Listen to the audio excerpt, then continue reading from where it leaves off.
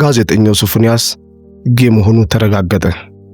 ጋዜጠኛው ሶፎንያስ ከዚህ ቀደም በዚህ ጉዳይ ተጠርጥሮ ብዙ ሲወራ እንደነበር ይታወቃል።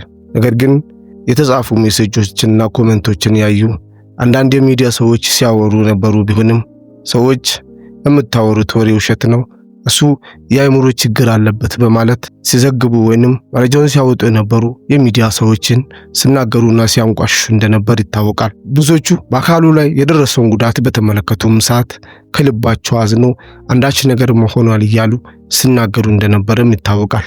በወቅቱም አንዳንድ የቅርብ ጓደኞቹ ወይንም ወዳጆቹ የነበሩ ሰዎች ትክክል ያልሆኑ ሜሴጆችን ወደ ስልካቸው ይልክ እንደነበርም ተናግሯል። ነገር ግን ጋዜጠኛው ሶፎንያስ እግረኛው በተባለ ሚዲያ ላይ ቀርቦ ለዚህም የሚሆን ማስተባበያ አላጣም ነበር።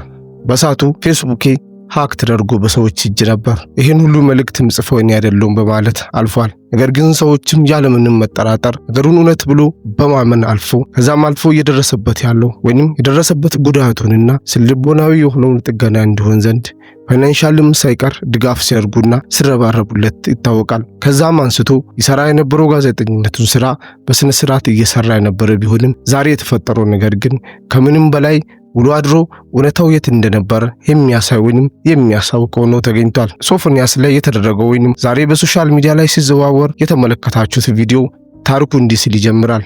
አንድ አዳማ ከሚኖሩ ወጣት ጋር በቲክቶክ ሜሴጅ መጻጻፍ ይጀምራሉ። ነገር ግን መጻጻፍ የጀመሩትን ሜሴጅ ከቲክቶክ አልፎ ወደ ቴሌግራም ሊወስዱ ይገደዳሉ።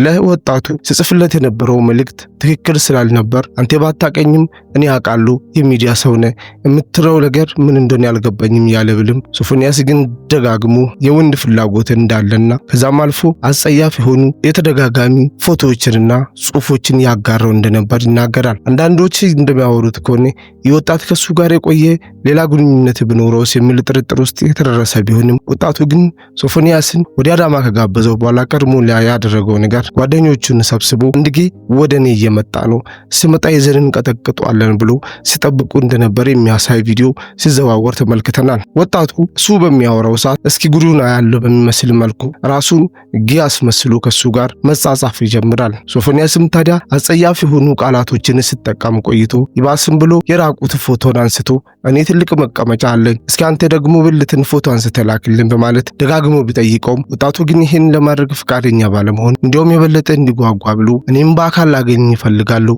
ስለዚህ እኔ መኖሩ አዳማ ስለሆነ አዳማ ከመጣ ታገኘኛለህ የሚል መልእክት ያስቀምጥለታል። ሶፎንያስም ምንም ጊዜ ሳያጠፋ እየከነፈ አዳማ ይደርሳል። ያለበትም አንድ ቦታ ቀጥሮት ቦታው ላይ ከጓደኞቹ ጋር ተሰብስበው ቁጭ ብሎ ይጠብቅም ነበር። ታዲያ ቪዲዮ ላይ እንደምትመለከቱት ልክ በደረሰ ሰዓት ወጣት ይዞት ከጓደኞቹ ጋር ሆኖ ሲመቱትና ሲቀጠቅጡት የሚያሳይ ቪዲዮ ነው። እዚህ ላይም ቢሆን የጋዜጠኛ ሶፎንያስ ምንም አይነት ምን አረኩኝ ምን አጠፋውኝ የሚል የቃለ ምልልሱን ብንመለከትም ነገር ግን ጥፋተኛ መሆኑን በሚያሳውቅ መልኩ ከዱላቸው አምልጦ እየሮጠ ሲሄድ ተመልክተናል። ውድ ቤተሰቦች ዘመኑ ወዴት እየሄደ ነው? በሩቅ የሰማነው ውሎ ሳያድር ብዙም ሳይቆይ መጥቶ በራችን እያንኳኳ ይገኛል። ይህ ዝም ልንለው የሚገባው ጉዳይ አይደለም። በኢትዮጵያውያን ዘንድ ምንም አይነት ተቀባይነት የማያገኝ ትልቅ አጸያፊና ነውር የሆነ ነገር ቢኖር ግብረ ሰዶማውያን ወይንም ጌ የምንለው ቃል ነው።